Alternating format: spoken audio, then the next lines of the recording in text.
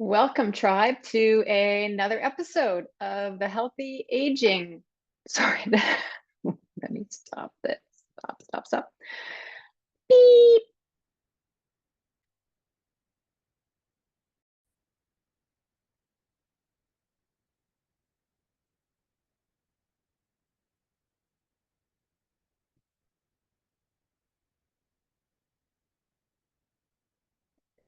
Welcome, tribe, to another episode of the Healthy Aging Coach. Today, I am so happy to introduce you to Elizabeth Phinney. I have known her for, we wrote a chapter for a collaborative book. I'm going to say 15 years ago. It was inside the Expert series, and each of us was assigned a chapter. It was the first time I met her. We've stayed in connection. That's one of the beautiful things of social media. There are lots of negatives about social media, but being able to connect with people that we've met in our past or through courses or retreats or things that we engage in has been beneficial. And I had a meeting with Elizabeth recently, and it felt like a really great fit to have her come in the episode and share what she's been up to. So I'd like to just read through what she shared with me as her bio and things that she's been up to. So her Elizabeth Phinney specializes in inspiring women to recognize the control they have over their aging and how to better understand the mind-body partnership that we all have. She created BODSPUR, meditative strength training for fitness after 45, and has been an ACE, so that's an American Council on Exercise, certified personal trainer since 2000. She holds specialty certifications with ACE for fitness nutrition, older adult fitness, and weight management, all very important to us. She is long-standing associate member of the American College of Sports Medicine. And lately, her book, Thrive to 95 and Beyond, which totally caught my eye, Taking Control of Your Aging Journey, was released in August 2023. And it's filled with a ton of tips and techniques on how to control your aging or take control of your aging. So I'm really excited to have her here. So we'll pause for a little moment and get her settled into the podcast with us. So please, there are some surprises and treats in this one. So go grab your pen and paper, make sure you have that handy and be ready to take some notes when we come back. We'll see you soon. Okay, tribe, we're back. She showed up and she's here with me, and let's get this ball rolling because there's lots of juice in this conversation. So in case of that you are all prepping and not listening to the intro, this is, I would love to say, a longtime friend of mine, Elizabeth Phinney. And I think she has to correct me. But first of all, let me say the coolest book title that I've come across in a long time and a very much needed one. Yeah, the book title that Elizabeth has created is Thrive to 95 and Beyond. So all of you in the tribe who know that I'm aiming for 120, very rarely do we see, aspirational statements like this, and to see it on a book cover, woo, I was like, this is it. This is my girl. So we're really happy to have you here with us, Elizabeth, today. Thank you very much for coming. And thank you very much. No, it's nice to be here. Actually, I did have some arguing with my business coach. She said, no, 95 is too old. You got to do Thrive to 85. I said, that's not old enough. No, So it's not. yeah, no, I I love. agree. I'm shooting for 104. So I admire your 120. Oh, thank you. Yes. It's a very small club, wouldn't you say right now, that we're trying to grow? Yeah, people don't. It's the whole concept of what the number means translated as far as their health is concerned. And that's what determines how old people want to live, how long people want to Yeah. live. Yeah. And to that point, the second part of your title of your book, Taking Control of Your Aging Journey, that's it, right? Yeah. And one of the things when I'm working with my leaders, with when I'm coaching or mentoring them, is I think maybe 1% have actually thought about how old they want to live to. Never mind how much focus they want to make sure or put onto that it's healthy, a healthy lifespan overlaying their lifespan, right? So Yeah. what you're talking about here and what you're up to is fantastic. So can you share a bit about your story and how you got to be in this place of wanting to inspire women, to recognize the control that they have over their aging? Sure, sure. So I was about 45 years old, and my youngest child was 5. And Mm, so I had her at 40, and well, it was actually 1 month shy of my 40th birthday. And so I thought, well, if she waits till 40 to have children, then I'll be 80. And I wanted mm, to be healthy and do something about that. So I started working out. And at that point, it was Susan Powder. I don't know if you remember Susan Powder, yes, totally. where, Yeah. right, with the crew cut, bleach blonde. So I was doing videos at home, and she always talked about modification. So she had old people, young people, fat people, thin people in those classes, high steps, low steps. Anyway, so that kind of got me, that's pertinent to what I teach now. But anyway, so I started working out at a gym, and then somebody just simply suggested me, you can make a living at this. And I said, what do you mean? She said, you can be a personal trainer. And I was like, whoa. At that point, I was a single mother. I had 3 very young children, like 5, 3, and 1. Mm, And I was on food stamps, Section 8, and Medicaid. And so mm, I thought, I can do this. So I mm, studied, I researched and found the American Council on Exercise, which is pretty much the very high standard. It's not, the American College of Sports Medicine is the #1, and ACE is next to that. But I wasn't going to get my master's degree ever again. mm. So I went to ACE and I got certified, and I hung a shingle, and where I was living, we had a second living room. So I was able to set that up as a gym, and there was no other trainer in town. So if you build it, they will Wow. come. So that just started my career, and I had client after client ranging in age from, oh gosh, I was 45 when I started. So I didn't want to take women in their 20s and 30s. So it was pretty much in there. I think 42 was the youngest I took, and all the way up to I've done 96. Oh, So amazing. That's yeah. such a gift, actually. I look at that as a privilege to be able to be amongst people who are aspiring and inspiring in their Yeah. 90s and beyond.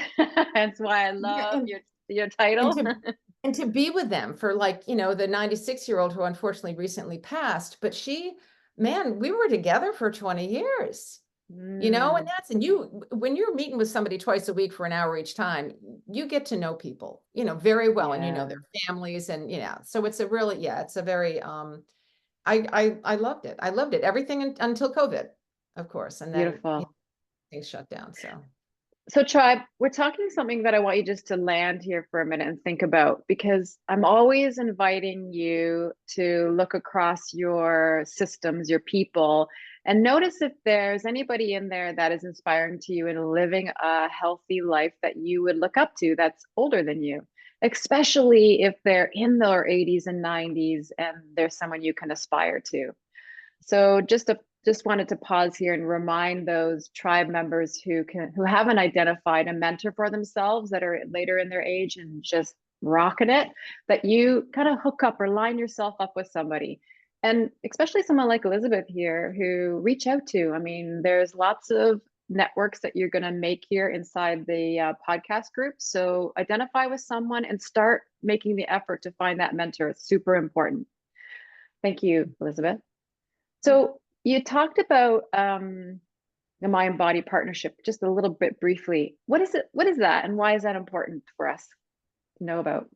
well, as in medical science basically has completely compartmentalized our bodies, right? So there's a heart doctor, and there's a bone doctor, and there's a stomach doctor. So we tend to think of our bodies as being different parts that aren't related. And of course, the homeopathic and natural medicine is much more all encompassing and involves the entire body. And Mm, so everything that controls our body is actually controlled by our mind, because we get what we think about, we become what we think about. And mm, so we need to really nurture that mind body partnership. If you think that 80 is old, it's old. Whether it mm, is or it isn't is irrelevant. It's because it's what you think. So mm, when your body is, the biggest thing is when your body's trying desperately to communicate with you. So you eat a mm, pizza, and you get that heartburn, so you take a couple of Tums, or you take a roll, or you take whatever you take, and it kind of appeases it, and that's fine. In the meantime, your body's going, please don't eat pizza. Pizza mm, does not agree with your system down here. So I'm mm, signaling to you, in the only way that I can, that this is not something that you want to eat. But Mm, because we're not taught that, instead of trying to mask the symptoms, to respect the symptoms and mm, recognize why they're there. And so that's what the whole mind-body partnership is about. So when your body's talking to you, stop, mm, listen. What is the body trying to say? And we do that yeah. sometimes, like if we hurt our ankle or something. And then, so you want to respect it. So if you fall down and you've sprained your ankle, so your body's talking to you, it hurts, you got to ice it, and that'll help. But we tend to ignore the pain Mm, because we've got too much to do, and we've got to go here and we've got to go there, and they don't have time for a sprained ankle. In the meantime, maybe you fell down because it was time to kind of sit down for a few days. Maybe you there's just needed something to preempting. relax. Yeah. And the universe just kind of threw this at you. And it's, Yeah. and I mean, it happened to me. I was in California last year, at the beginning of March, and it was awful because I fell. I mean, I just fell bad. I broke my ankle. I hurt my hip. I hurt underneath my arm. I was a mess. But as soon as I fell down, I'm screaming at the universe, going, "Why? Why did this happen? Why did I do this?" Mm, Because I had to figure out, what did I need a rest? I didn't need a rest. What's going on? And then, of course, my body completely healed within 4 weeks, which is unheard of mm, at 70 years old. So mm, it completely healed. So that was why I fell, was so that my body could show that everything that I am doing for myself is working, because I can heal mm. I can heal a fractured ankle, never mind all the tendons and ligaments and muscle tissue that I strained Wow. everywhere. I couldn't even roll over in bed. It hurt so much over here. But within Oh, a month, to have all that tissue healed was remarkable. As a matter of fact, that's the wow. introduction to the book. I changed the introduction to tell that story, because that's why people need to read the book, but that's why they need to pay attention to what we're talking about, is that Yeah. really, if you just listen to your body and give to your body what it needs, it's going to give back to you. So when you give Yeah. to your body will respond to you in kind. And so I that's, love that. So hold on a sec there, Elizabeth, because there's a couple of things I want to draw out. One is that um, there's the mindset and the language we're using as we're talking about aging. And I have my 88-year-old father here with me in Australia right now. Everyone is like, wow, he flew over there. It's amazing. So there's it's quite fascinating because his language is like, I'm not an old man. And yet he didn't listen to the body symptoms. So now he's dealing with some lots of knee pain that has limited his ability to walk, right? So there's that the not having that learning that you're talking about now, right? Is we didn't know to, or that genre didn't learn to listen to their body. It was kind of like segregated, listen to that doctor or that doctor. And so this is where he's sitting at now. So I'm just kind of pulling that into like real yeah, time. that's, And those are really good points. and Why is also it? Oh, his yeah. mindset. No, I was just going to say his mindset is fabulous. But Mm, you need to match the mindset with what your body needs physically in order to accommodate what his mind is saying. It doesn't yeah. just happen. Yes. You've got to strengthen your legs. And that trip was traumatic for his body. Yeah. That's a big trip for an 88-year-old person Yeah. who hadn't prepared for it. You know what I mean? I So was that's, kidding with him that and I'm talking about language here. I don't call it. I picked him up and I bought this kind of sporty, fancy. I call it a wheelie chair rather than a wheelchair, trying to entice him into it so I can at least take him for walks around the river around here or something. It won't have anything to do with it, right? So another mindset thing, right? yeah, So it's interesting what we're up against. oh yeah. Oh Yeah. yeah. My mother never put her in a wheelchair. No, she will take, no, absolutely not ever. It was awful. And because it would be the easiest thing. Mm. So yeah, Yeah, and that's, it opens up their world. Like at least they can get out in mhm. the nature or see some things that they may not be able to see. Hey, but that's our issue, right? Well, and it's just for So their generation. It's too embarrassing. It's just too here's embarrassing. and maybe that answers my next question why is it so hard for people to change their behavior and get into a workout routine or change their diet or sit in a wheelchair or, do what's necessary? Well, because we we are all taught and trained to think about how we're going to do things, and we'll get our lists out, or we'll do our to-do list, or we'll figure it out. We're going to start the calendar on this day and do, and everything is coming up here. We get motivated, right? We get the dangling carrot, and we know what we want. And we want to, lose 10 pounds or whatever it is. And so that works. I was in the incentive business, in the incentive travel business. People worked really hard, sold a lot of widgets so they could win the trip, right? And that was their Yeah. motivation. But in order to really, truly change your behavior, it has to come from your heart. If you were inspired to do it, now we're talking about, now the whole mind, body, spirit is involved. And so now we're talking about our life purpose.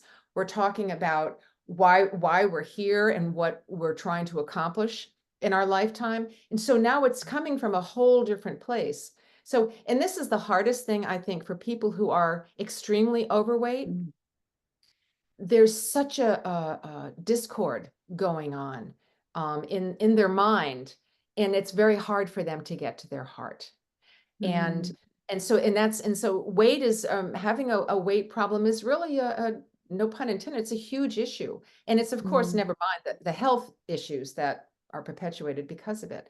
But I'm at least what I found in people that I've worked with, as soon as we can get to their heart, and there are some things like in the book, there's an exercise you can do that kind of helps to bring you, it has gotten people to their inspiration point a lot quicker. And it has to do with, thinking about your future and stuff like that.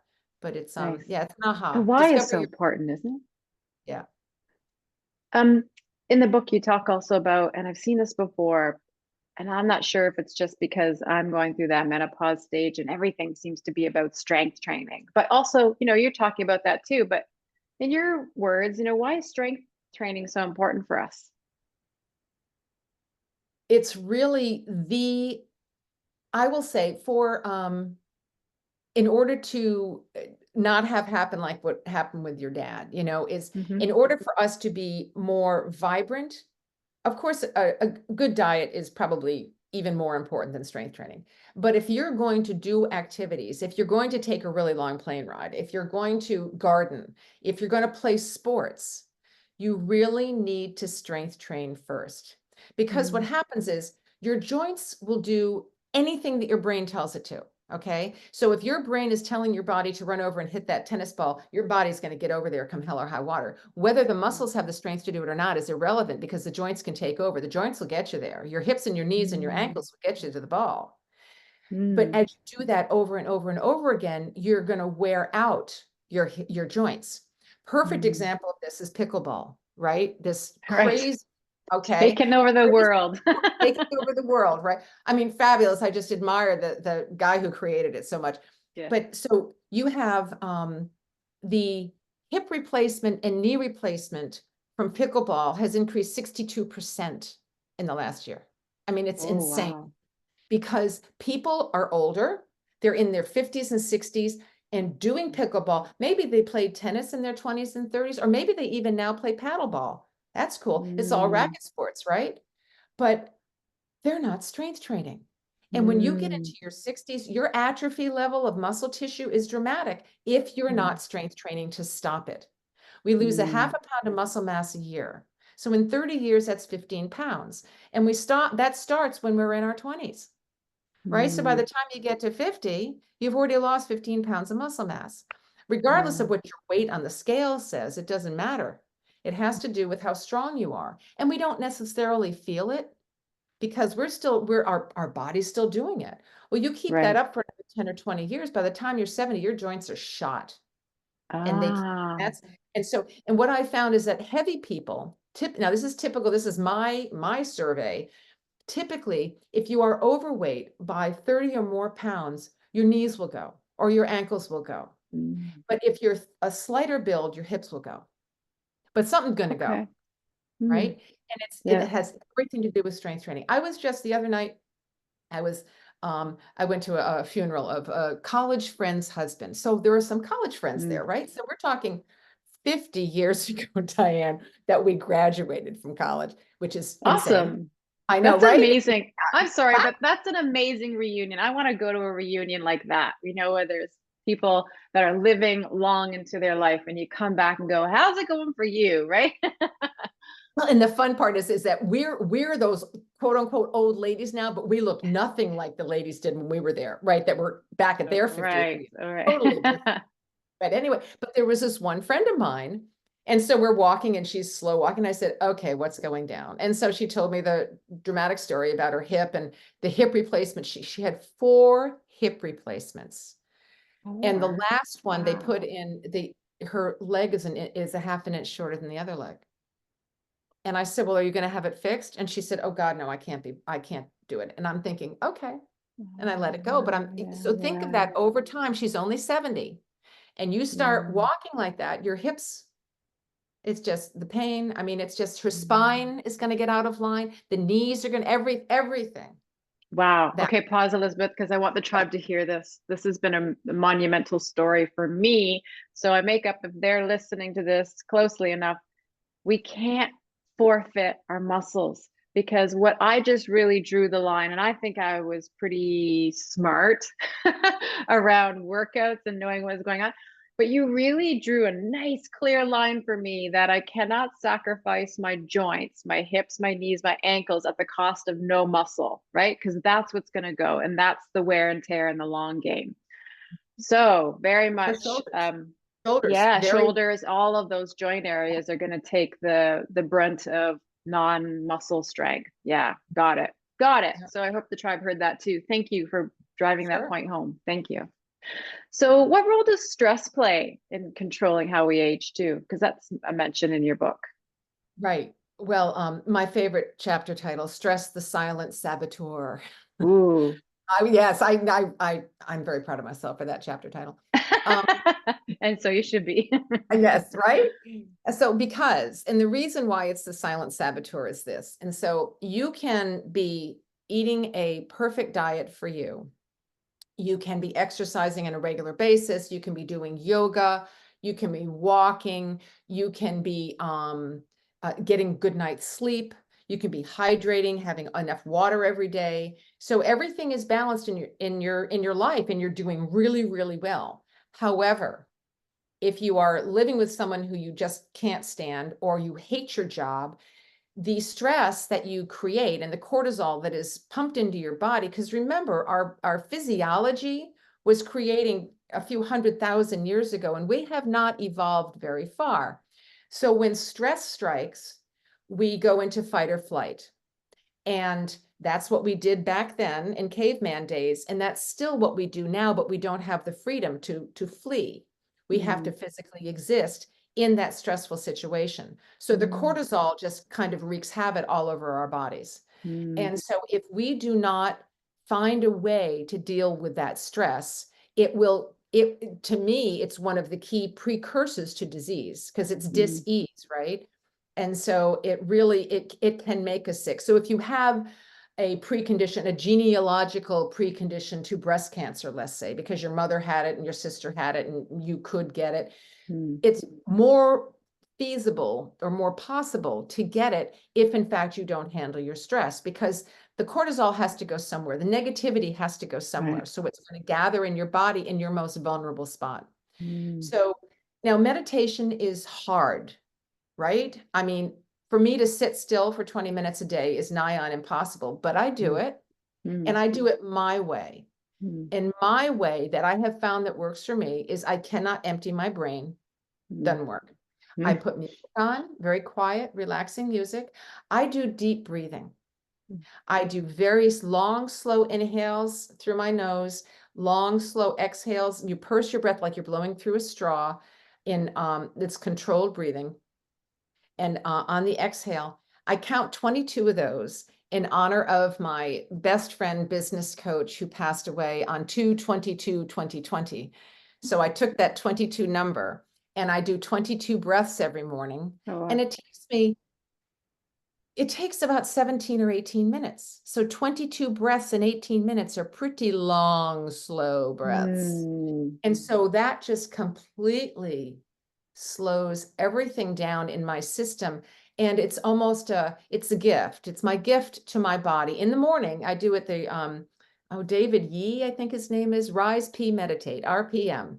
And I do, I Okay. get up in the morning, I get dressed. Rise, P, Before I meditate. leave, RPM, right? Rise, P, Meditate.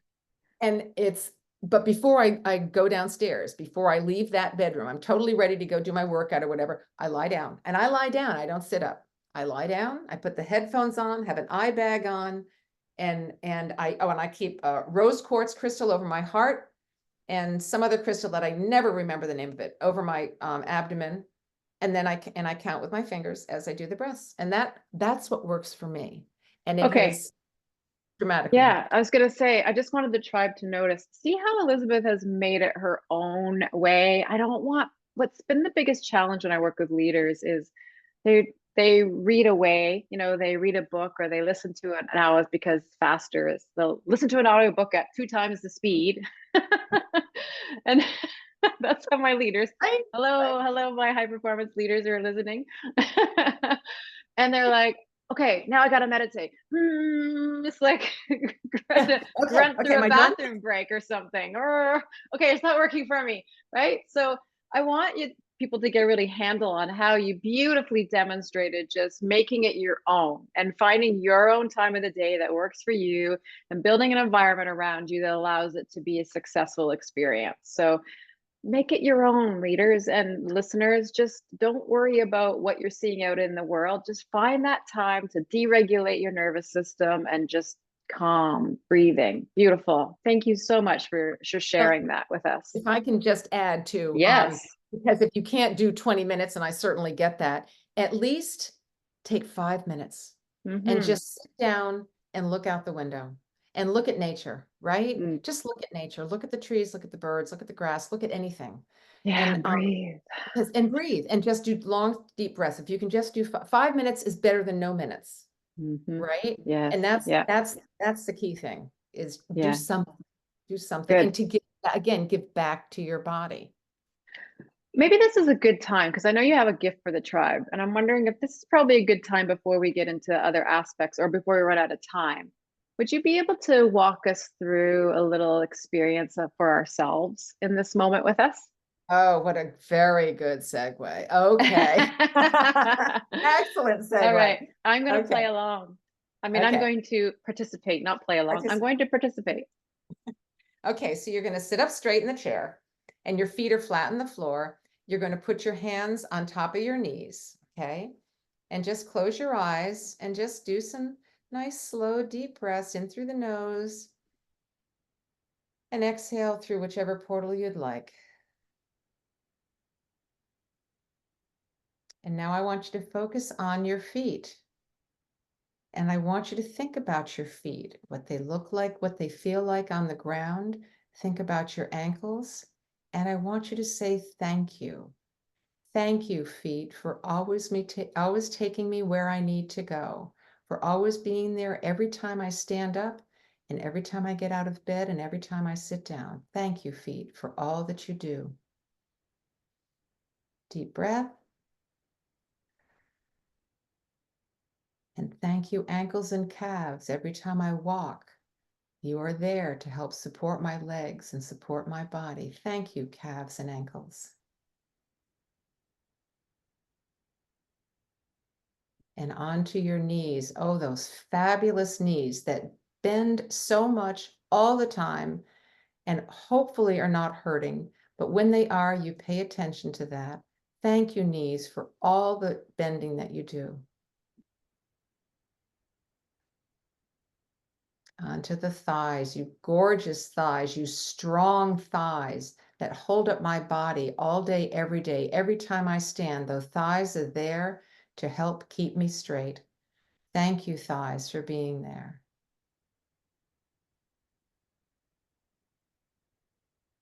And your hips.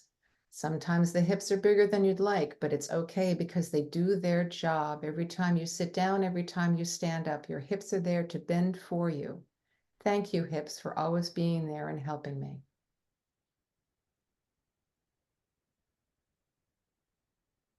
And onto your lower abdomen, where your intestines and colon are for digesting all your food, the good food and the bad food. The intestines do the best job that it can to help take away the nutrients and store them for you and to get rid of the toxins. Thank you, intestines, for all that you do.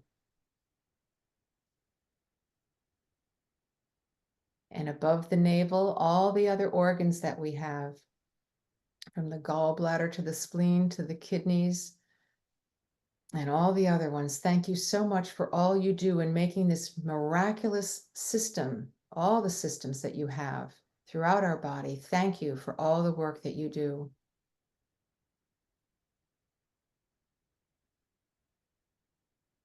And to you, lungs, you incredibly strong pair of air sacs. It's remarkable what you do to provide the oxygen that gets into my blood that circulates throughout my body.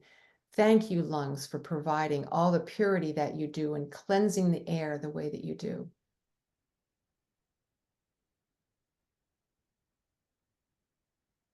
And of course, the heart, the wonderful, warm heart, your center for inspiration, your center for your emotion.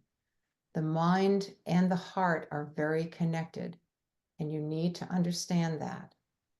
And the heart is strong. The heart is where your intention comes from. Always listen to your heart and trust your heart. It should be the loudest voice that you hear.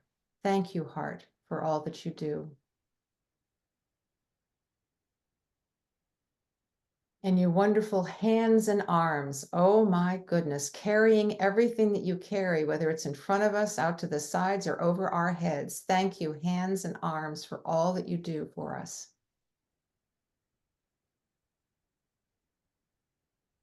And thank you to your throat and your voice.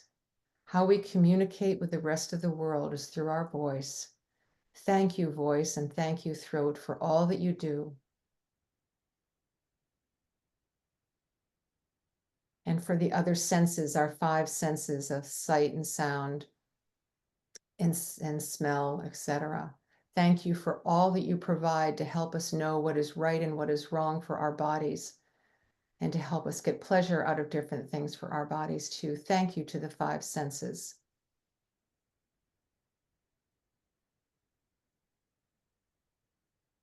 And to that incredible mind and brain that we have. Thank you so much for all the thinking that you do, the good thinking and the bad thinking, allowing us to discern the good from the bad and the right from the wrong. Thank you so much, brain, for always being there when I need you. And one more step outside of our bodies, in our aura, in our energy field.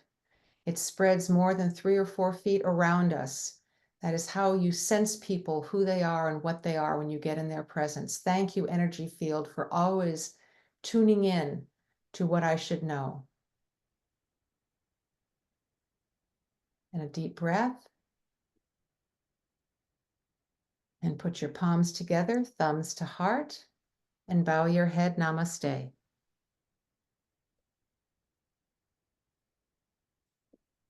Oh, There. that's beautiful. I feel expanded and taller. And Just gosh, I can't remember the last time I thanked all my body parts. right. I mean, Beautiful. it's that simple. It's that Yeah. simple. All right. Thank you so much for that, Elizabeth. I hope the tribe, you really got present to what it feels like to be in relationship with each of our body parts and what they do. And I love how you moved that even outside of our body to get us present to, that energy field that does serve us. Beautiful. Now I got some questions for you, girl. Oh my God. Okay. So, what age do you want to live a healthy life to? Well, 104. Yes. And Okay. there's a reason. There's a reason for that. Is I came across a woman, I don't know how many years. Well, when I started all this, like 25 years ago, and her name is Beatrice Wood. Yes. And she was a sculptress in California, and she was 104. I never met her in person, but when I discovered her and I started reading about her, I read her autobiography, and she was pretty much like a debutante out of New York City, but very much ahead of her time. And she was so vibrant at 104. And I thought, okay, I'll shoot for 104. Now, mind you, that was 25 years ago. Now shooting for 104 is not quite as abstract as it was back then, but it's still. So so I've got 104 on the brain, and I've Okay, great. got out till then. So So what will that allow you to be, do, and have to live to now and 104? then. Well, I figure I'm going to keep doing what I'm doing, which is doing workshops. I love getting in front of a group of people and having I call it my conversation. Let's take control of your aging journey. Let's thrive to 95 and have a conversation about it. And let me share what I know. So I'm doing that all over the place. Beautiful. And I love it. And it's so much fun. And I meet tons of different people. So I'm doing that. And then I figure I'll do that another, I don't know, 8 or 10 years. And then I'll be on the speaking circuit. Yeah, traveling all over Cool. the place and speaking. And yeah, and I figure I have a vision. I've had this vision for about at least 20 years where I'm on a stage and there's about 1,000 people in the audience, men and women, standing ovation, and I'm taking my curtain calls, taking my bow, saying thank you and everything. And people in the audience go, can you believe she's 95? Yes, So that's my vision. So I that's what love I'll it. You'll be doing that for be sure. doing that. Yeah, yeah, yeah, So sure. what is something that scares you about growing older? Well, it doesn't, I, I don't really, not really anything. Um, Oh, I know what I have found with people, what the biggest thing I think for older adults is what their biggest fear is losing control. And I have seen it happen time and time and time again. And it breaks my heart what happens to adults in their 90s who are still driving and their kids come around and take their keys away. mm, And it's like, and I go crazy. And I can't tell you the deterioration that happens when that happens is mm, dramatic. And mm, it's when it's not the person's choice. It's one thing. My mother, God bless her, she lived to 98.